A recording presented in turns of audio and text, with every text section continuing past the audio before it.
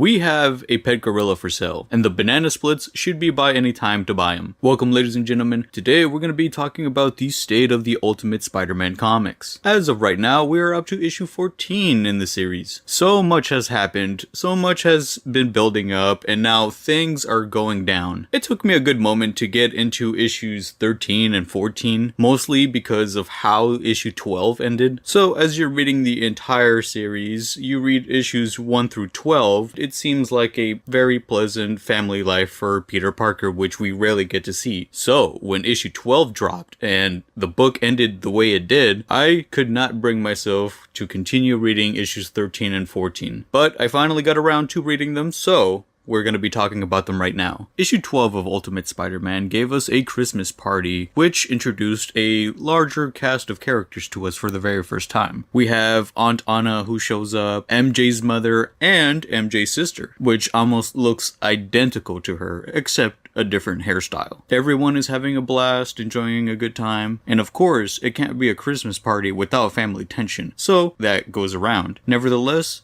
everyone is enjoying everyone's company. The moment, as a reader, you're acknowledging the fact that this is peak happiness, the book hits you with a massive quote, stating, "Happiness is being surrounded by the people you love." Following that very quote, this is when we discover that the entire Christmas party, Peter Parker wasn't actually there. In his place was his AI suit, impersonating him. With that revelation in mind, the quote from earlier continues, stating, "Fear is knowing it can all be taken away," only to reveal to us that Peter Parker and his friend Harry Osborn have already been kidnapped by Kraven the Hunter, one of the members of the Sinister Six. And with that issue, ladies and gentlemen, this very nice, delightful life that Peter Parker has built up by not having the spider persona involved in his life whatsoever, and now that it is in his life, very cataclysmic events are going down. That peaceful life he once had is no more. And that completes an entire solid year of Ultimate Spider-Man comics right there. Issue 13 comes along, and it opens up by telling us that it's the 31st of the month, the end of the month if you will. And this is when we get revealed Peter Parker's son, Richard Parker, has been spending his entire past month trying to find his father. And not just in the more normal methods. He is actually utilizing Peter Parker's AI'd suit to swing around the city and investigate what happened to his dad. Very interesting suit design choice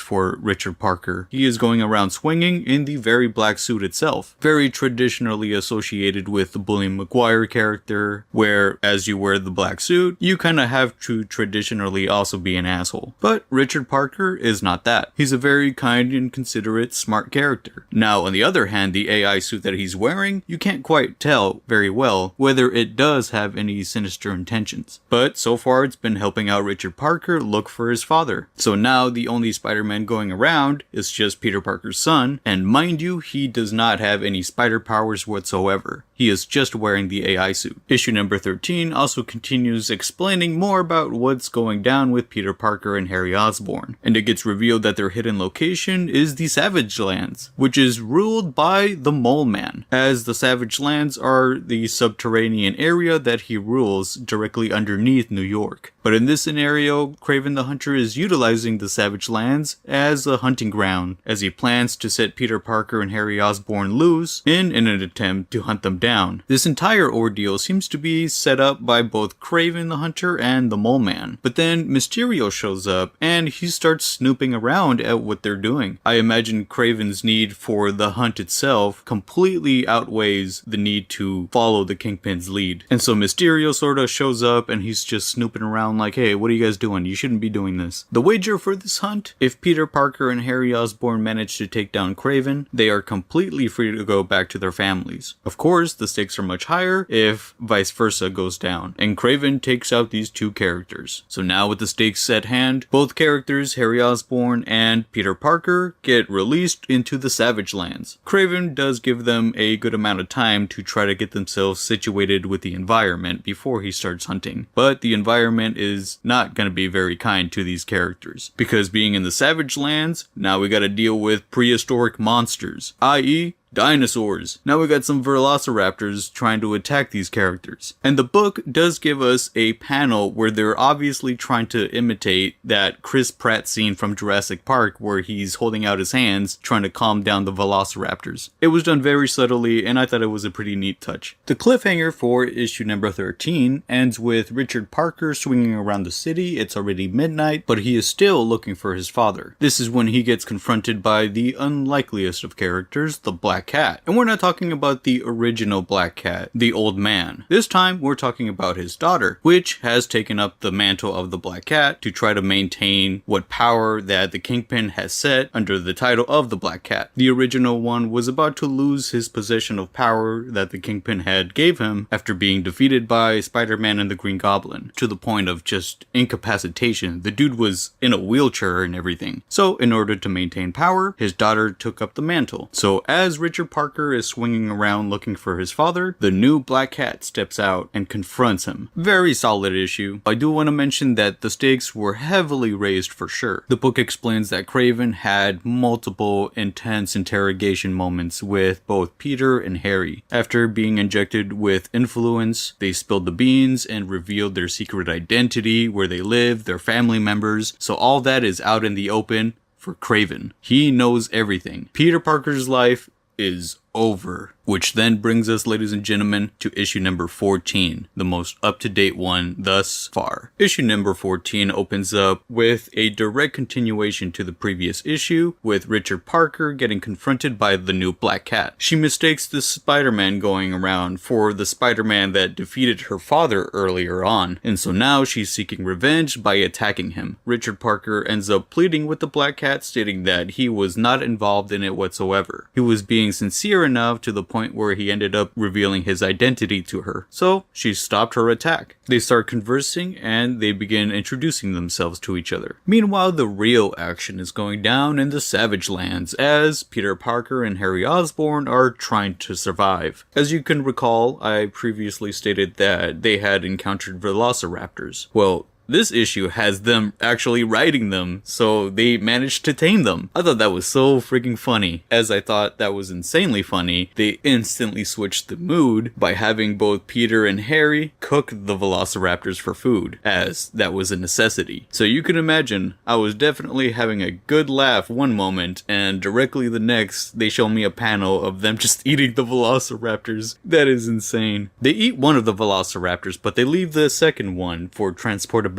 As they're moving along on the velociraptor, its head just completely explodes out of the blue and both Harry and Peter fall off, only to reveal that Kraven the Hunter just completely took it out with a sniper. So if he very well wanted to, he could have aimed at one of these two guys, although one of them does have spider senses, so there's that. But no, he is playing with his food and he decided to take out the velociraptor to show his potential. Now that they're out in the open, they're completely exposed, and Peter thinks very fast and picks up the velociraptor's body and uses it as a shield to prevent any more oncoming bullets from hitting them. This gives them the advantage to go find a hiding spot. So now they're pinned down behind a giant boulder and they can't go anywhere without being exposed. Peter thinks very fast in this survival situation and comes up with a plan. He tells Harry that he is going to show himself to Kraven because he senses when danger is about to occur to him. So Peter's plan is to walk out and show himself to Kraven. The moment Kraven decides to make a shot, Peter's senses will go down, and that's the moment where he's gonna yell at Harry to make a run for it. That will give them the short window for Peter to be able to dodge the bullet, as well as Harry to be able to move out of the boulder situation. So they quickly execute the plan to complete success. After they finally catch their breath, they get confronted by the Mole Man, which then reveals to both of them that there are secret tunnels underneath the Savage Lands, and he offers an escape route in a sense to them. Why?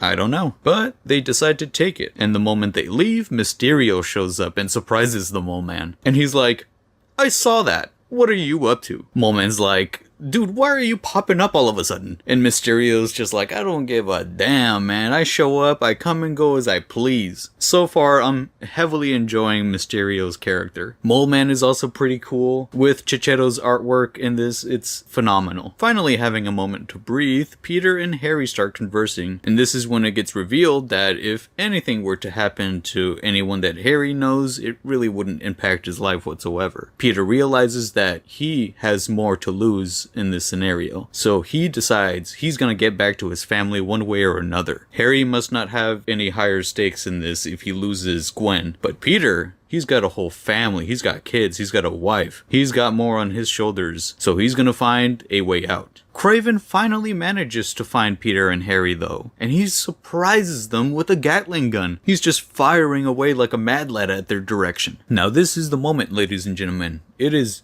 do or get oofed. Peter acts quickly and starts leaping around, just completely avoiding any of Craven's shots. This causes Craven to get distracted while Harry throws a rock at one of the explosive traps that they set up for him. So Craven goes flying, he gets completely caught off guard, and Peter shows up and just starts pounding at him. This is the moment that they set up way back. In order for Craven to no longer be an issue to them at all, they're gonna have to take him out. Harry tries convincing Peter to completely finish Craven. Mind you, the stakes are insanely high. He knows everything about their lives. If they keep him alive, he will certainly go back, find their family, and just have a horrible time. So Peter has a decision to make here. Either keep him alive for whatever reason, or take him out. This is when Peter tries pleading with Craven, yo, I will keep you alive as long as you promise not to attack our family. Now this moment very carefully mimics their confrontation with the original Black Cat from issues ago. The moment Peter turns his back to Craven, Craven reaches for a pistol and aims it directly at them. The exact same way that the Black Cat ended up trying to attack Peter and the Green Goblin back during their first confrontation. Peter turned his back to him, the Black Cat started doing some menacing stuff, so the Green Goblin booted up his suit, blasted him off the building, and that's how he became incapacitated. In this scenario, Craven's got a pistol, he aims it at their direction, he pulls the trigger, it shoots, the bullet goes right through Peter Parker's side, and Peter's left there wondering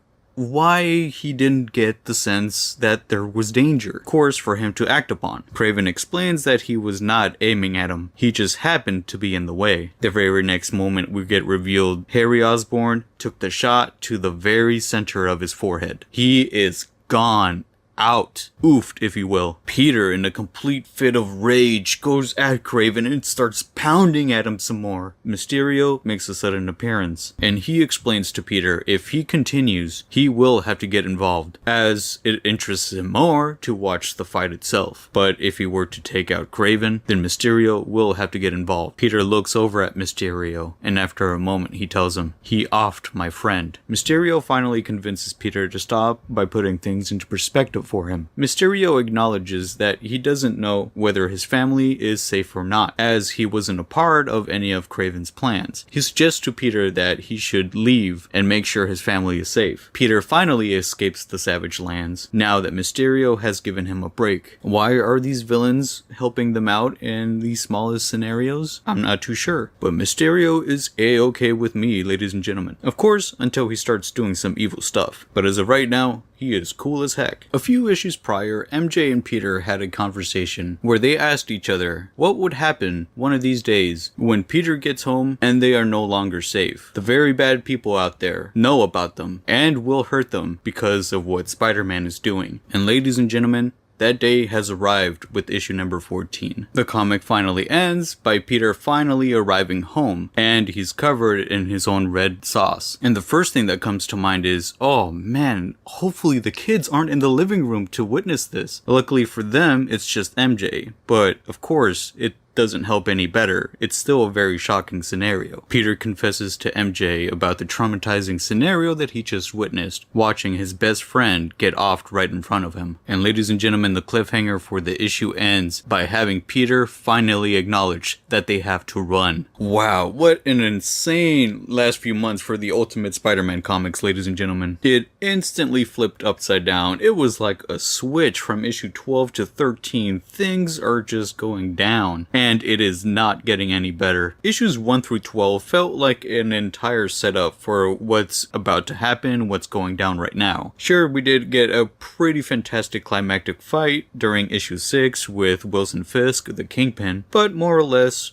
issues 1 through 12 have been more of a setup. Now that we've hit issues 13 and 14, wow, is that setup finally paying off. Issue 14 was, to put it very mildly, very fantastic. The entire issue is just Kraven's hunt finally fully realized, and it puts the Kraven character really up on top because he really hasn't been utilized very well recently. If you can recall, Sony did release that Kraven the Hunter movie that made $1 quadrillion, major box office hit. Besides that, they haven't been treating my boy right. And issue 14 was putting Kraven in a spotlight and having that character shine. Issue 13 was more of a build-up to the actual hunt itself. Sure, Kraven already had Peter and Harry hostage. He could have just ended it very quickly. He could have just handed him over to the Kingpin. But my boy's gotta hunt. So after knowing the ins and outs of his prey, he finally unleashes them on the Savage Lands, his hunting grounds. I love issue 13 and 14 because the Savage Lands is so fun. Sure, we didn't get Peter Parker in the Spider-Man costume riding a Velociraptor, which would have been amazing, but it was still fine how it played out by having Peter Parker himself just go about the survival aspect. Of course, if they put Peter in a Velociraptor while he's wearing his Spider-Man costume, that would have been just way too silly for the moment. And of course, when you get to issue 14 where he finally comes home to MJ, it probably would have been like a flip of emotions right there. Jonathan Hickman did flip my emotions with that Velociraptor scene where they switch from one moment they're riding them and then the next they're just eating one of them. Oh, that's fantastic. I think that's hella fun. Overall, tremendously fun time reading Ultimate Spider-Man. It is a tremendously fun time reading these Ultimate comics. I have been behind. I'm trying to read the Ultimates and also Ultimate Black Panther. They just seem really cool. Well, anyways, that is all I have for you, ladies and gentlemen. If you enjoyed this video at any point, make sure to leave a like and subscribe, and I'll catch y'all next time.